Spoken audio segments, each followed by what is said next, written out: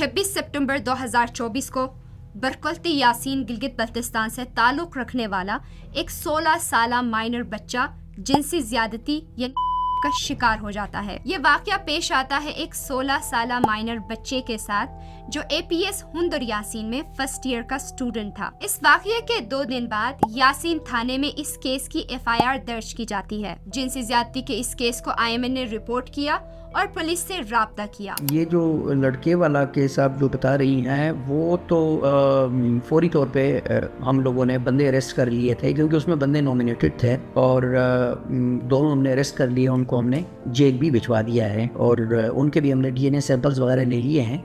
बंदे जेल चले गए हैं, जो ये सैंपल्स वहाँ से हमारे पास आ जाते हैं वापस, वो भी हम उनकी जो रिपोर्ट है वो भी हम कोर्ट में जमा करवा देंगे। इस केस की मजीद तफसीलात के लिए हमने माइनर विक्टिम के फैमिली से राब्ता किया, जिस पर उन्होंने इस केस की डिटेल्स शेयर किए और उनका कहना था। मेरा नाम मुराद खान है, मैं यासीन बरकुल्ती से ताल्लुक़ रखता हूँ। मैं की ताया हूँ, मजलूम की ताया हूँ। 26 सितंबर को मैं घर में मौजूद नहीं था, मैं कहीं गुप्त साइड पर आया हुआ था। शाम को जब मैं वापस घर पहुंचा तो मेरे घर वालों ने कहा कि इस तरह हादसा हुआ है। उस दिन बदकिस्मती से सिग्नल भी बंद थी, मेरे साथ घर वालों की भी रब्ता नहीं हो रही थी। तो मैं शाम को घर पहुंचा तो मुझे पता चला कि ये हादसा हुआ है। तो बच्चे का मोबाइल फ़ोन भी छीन लिया है, बच्चा खुद भी घर पर मौजूद नहीं है और हमसायों से सुना कि उसके साथ बहुत बड़ा एक हादसा हुआ है। फिर मैं उस हादसे के पता करते हुए मैंने मोबाइल फ़ोन की ट्राई किया तो मेरे बच्चे का नंबर बन जा रही थी। तो मैं परेशान हुआ, अभी मैं किस तरह भी तक करूँ, कहाँ ढूंढे। बरकुल्ती में तो वो नहीं था। हुंदुर में 2 घरों में रहता था, उधर भी मैंने कॉल करके पता किया, कहा कि बच्चा यहाँ हमारे पास नहीं आया है। तो यासीन में बरकुल्ती में मैंने काफ़ी ढूंढा। उस दिन तो वैसे भी रात हो गई थी, रात को कोई 9 बजे मैं घर पहुँचा था तो मुझे बच्चा नहीं मिला। रात भर मैं दाएँ बाएँ काले करते रहा, उसका कोई पता नहीं चला। फिर रात को मैंने उधर बहन के घर कॉल किया, वहाँ कहीं आया हो, उन्होंने भी कहा नहीं हमारे पास नहीं आया है। तो मेरा इनसे रब्ता नहीं हो रही थी। तो फिर मैं गया, उनके घर गया हूँ, मैं इन खिलाफ के घर ही गया हूँ। रात को मैंने कहा मेरा बेटा लापता है, मैंने सुना है कि आप लोगों ने इसके साथ कुछ बुरा किया है। फिर उन्होंने उसका मोबाइल फ़ोन मुझे दे दिया। मोबाइल फ़ोन मुझे देकर कहा कि हमने तो जो करना था वो तो उसके साथ कर दिया, अभी अपना बेटा का मोबाइल फ़ोन आप ले लो, अपना बेटा को खुद ढूंढो। फिर मैं निकला हूँ और मुझे उन्होंने ये भी कहा कि आपका बेटा मर गया तो मर गया है तो है, वो हमें परवाह नहीं है। फिर मैंने ढूंढते रहा, मुझे नहीं मिला। वो रात तो गुजर गया। दूसरा दिन मैं खुद बीमार था, हॉस्पिटल आ गया। हॉस्पिटल से वापस जाकर फिर मैंने ढूंढते ढूंढते रात के 11 बजे मुझे बेटा मिल गया उमर से। उसका कहना यह है कि मैं स्कूल जा रहा था, घर से स्कूल की तरह। वो हुंदुर में बैठकर स्कूल पढ़ते हैं, वो अपना घर से स्कूल नहीं जाते हैं। वो भी आर्मी पब्लिक स्कूल का स्टूडेंट है, फर्स्ट ईयर में पढ़ता है। तो वो अपने बस्ते लेकर घर से हुंदुर जा रहा था। उन्होंने बाइक पर उसको अफवाह करके तकरीबन घर से 6 किलोमीटर दूर अफवाह करके जंगल में ले गए। पहले तो उसको डराया हुआ था उन्होंने पिस्टल के नोक पर कि आपने अगर किसी को बताया हमारे बारे में तो फिर हमने आपका वीडियो बनाया है, आपका ये वीडियो भी हम वायरल करेंगे। वो डर के मारे घर भी नहीं आ सका है। नंबर तो वैसे भी उन्होंने छीन लिया है मोबाइल। तो उसके साथ मेरा रब्ता नहीं होकर तकरीबन 24 घंटे गुजर गए। 24 घंटे के बाद मुझे जो ही रात को मिला तो मैंने सुबह आकर FIR कराया यासीन SHO के पास। इस केस के कानूनी स्टेटस को समझने के लिए हमने विक्टिम के वकील से राब्ता किया। विक्टिम के वकील का कहना था कि जब बच्चे के साथ ये वाकया पेश आया वो 16 साल का था, यानी बच्चा माइनर है। मजीद वकील का क्या कहना है, आइए सुनते हैं। 28 तारीख को ये FIR चाक हो गया थाने में, जब इन्होंने तहरीरी रिपोर्ट जमा करवाई।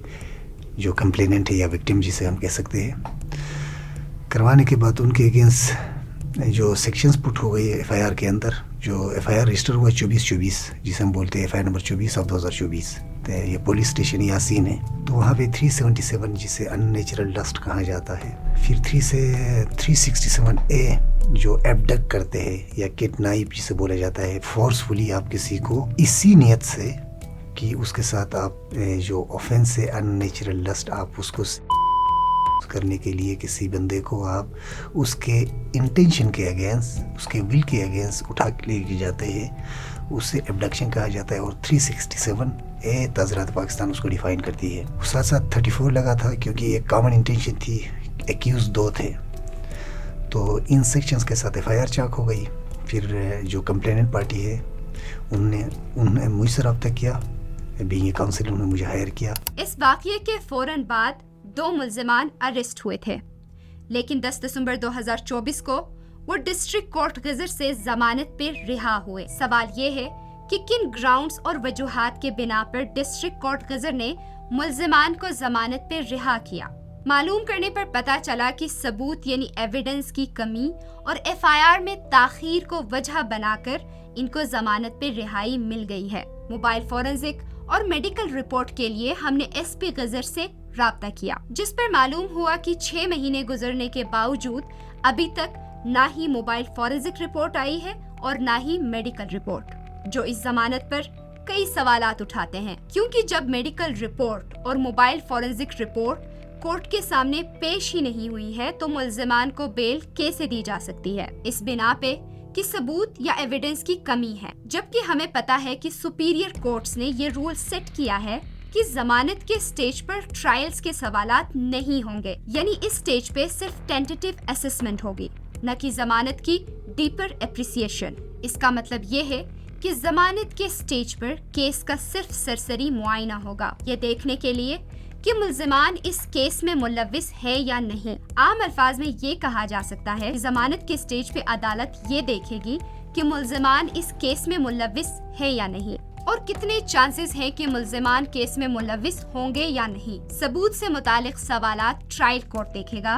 मोबाइल फोरेंसिक, मेडिकल रिपोर्ट और बाकी सारे एविडेंस और गवाहान के स्टेटमेंट रिकॉर्ड होने के बाद इससे ये लगता है कि डिस्ट्रिक्ट कोर्ट गजर ने मुल्ज़िमान को जो जमानत दी है वो क्वेश्चनेबल है और हाई कोर्ट यानी chief court of Gilgit Baltistan इस जमानत को रद्द कर सकता है। और अगर एफआईआर में 2 दिन ताखीर की बात करें तो याद रहे कि पाकिस्तान के सुप्रीम कोर्ट के डिवीजन ब्रांच के एक अहम फैसले के मुताबिक ऑफेंसेस में जहां पे विक्टिम के इज्जत नफ्स, विक्टिम के इंसानी हुकूक, मॉडेस्टी और इज्जत का सवाल हो और वहाँ पे एफआईआर में ताखीर हो तो वो ताखीर यानी डिले जस्टिफाइड है, क्योंकि इस तरह के केसेस में विक्टिम एक ट्रॉमा से गुजरता है। सोसाइटी, ऑर्थोडॉक्स सोसाइटी हमारे वहाँ सुपरस्टिशियस, वहाँ पे एक लो अकायद रखने वाले, जहन रखने वाले, अच्छा जो ऐसी चीज़ों को अनर की नज़र से देखते हैं और ये अक्सर रिपोर्ट नहीं होते हैं। और जो हमारी जो ख़ुदकुशियों के ज़्यादातर वजूहात वहाँ पे सुसाइड की जो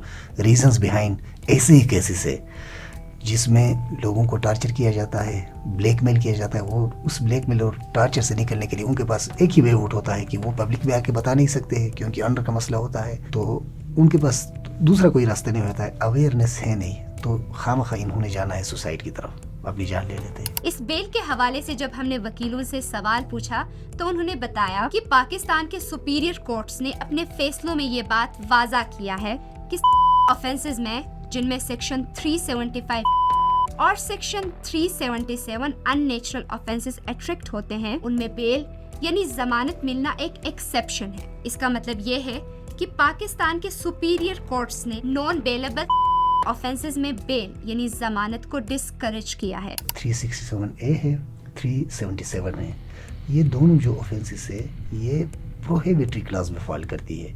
ये नॉन बेलेबल है, नॉन कंपाउंडेबल भी है। तो प्रोहिबिटरी क्लास में फॉल होने के बावजूद इनको बेल मिला है, तो आई थिंक कि सर्टेन मिस्टेक्स हो गए और उन मिस्टेक्स को क्योर करने के लिए हमारे पास एक फोरम है हाई कोर्ट। हम हाई कोर्ट की तरफ आए, इंशाल्लाह हमारी उम्मीदें है कोर्ट ऑफ जस्टिस है, ये कोर्ट ऑफ लॉ है, ये कोर्ट ऑफ जस्टिस है, यहाँ से हमें इंसाफ मिलेगी। माइनर की फैमिली ने हाई कोर्ट यानी chief court of Gilgit Baltistan में दोबारा अपील दायर की है, जिसकी सुनवाई 18 मार्च 2025 को होनी है। माइनर के साथ ज्यादती का केस गिलगित बल्तिस्तान में कोई पहला केस नहीं है। जिनसी ज्यादती जैसे सीरियस केस में अभी तक इंसाफ का ना मिलना गिलगित बल्तिस्तान के जुडिशियल सिस्टम पे बहुत सारे सवालात उठाता है।